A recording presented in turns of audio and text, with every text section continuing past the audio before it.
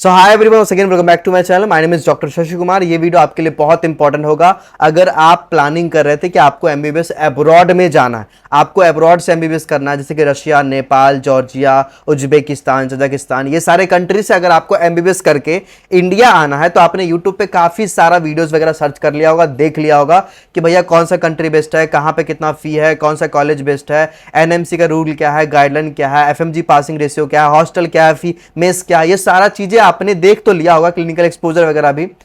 लेकिन एक बहुत इंपॉर्टेंट जानकारी जो मैं आपको देने वाला हूं कि भैया एनएमसी का रूल क्या है। रूल कहने का मतलब कि आप कितना भी पढ़ाई करके आ जाओ, बाहर से एमबीबीएस करके आ जाओ, लेकिन इंडिया में आने के लिए कुछ रूल्स फॉलो करना पड़ेगा एनएमसी का, उस कॉलेज से जिस कॉलेज में आप पढ़ाई करने जा रहे हो।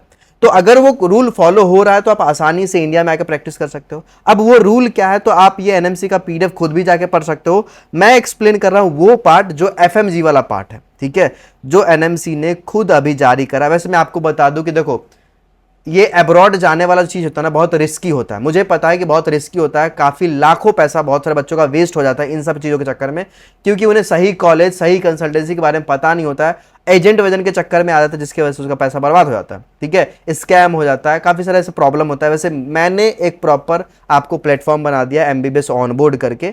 मैं कॉन्टैक्ट नंबर नीचे दे दूंगा, इस कॉन्टैक्ट नंबर पे फ्री में आप काउंसलिंग ले सकते हो।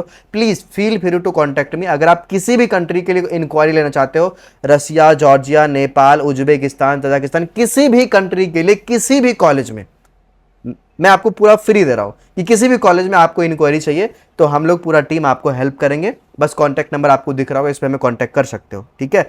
पूरा पूरा हेल्प रहेगा हमारा, इसमें आपका कोई दिक्कत नहीं होगा। अब आप समझो कि एनएमसी का गाइडलाइन क्या है, ठीक है। गाइडलाइन ये कहता है, सबसे पहला इंपॉर्टेंट पॉइंट, कि आप जिस भी कॉलेज से पढ़ाई कर रहे हो वहां पे 54 मंथ का भैया आपका मिनिमम एजुकेशन वहां पे होना चाहिए।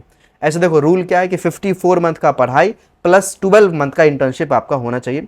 वो सारे कंट्री आपके लिए इंडिया में आके वैलिड है, ठीक है। एक प्रोसेस समझा दे थोड़ा सा। प्रोसेस ये है कि आप वहां के पूरा एमबीबीएस कंप्लीट करते हो, वहां पे एक आपको लाइसेंस टू प्रैक्टिस मिलता है, उसके बाद आप एफएमजी एग्जाम देते हो और उसके बाद आप इंडिया में आते हो, ठीक है। इंडिया में आने के बाद आपको इंटर्नशिप करना पड़ता है इंडिया कॉलेज में, उसके बाद आपको इंडिया का रजिस्टर्ड मेडिकल प्रैक्टिशनर का लाइसेंस मिल जाता है, ठीक है। ये एक छोटा सा प्रोसेस है।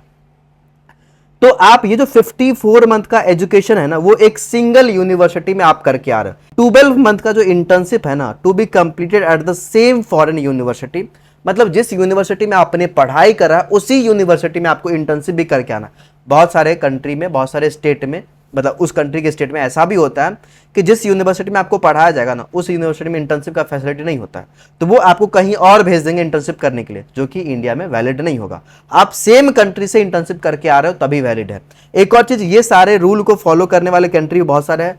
रशिया हो गया, नेपाल हो गया, इन सारे कंट्री में आप जा सकते हो जो कि ये रूल्स को फॉलो करता है।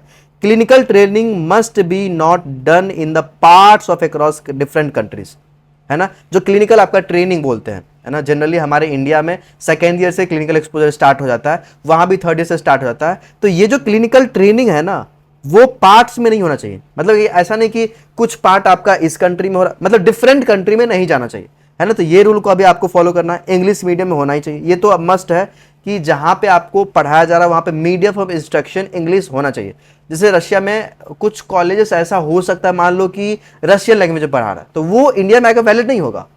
उसी कॉलेज में आपको जाना है जो मीडियम ऑफ इंस्ट्रक्शन इंग्लिश होता हो, तभी तो भैया आपको इंग्लिश में समझ में आएगा, रशियन में थोड़ी समझ में आएगा। स्टडीड द मैंडेटरी सब्जेक्ट, हाँ, जो मैंडेटरी सब्जेक्ट है, मतलब कि जो हमारा एमबीबीएस का सब्जेक्ट है ना, 19 सब्जेक्ट, वो सारे सब्जेक्ट वहां पे पढ़ाई होना चाहिए। तो वो एक्चुअली सारे कॉलेज में होता ही है, इसमें आपको टेंशन लेने वाली बात नहीं है। तो ये ई वाला पॉइंट फॉलो हो रहा है।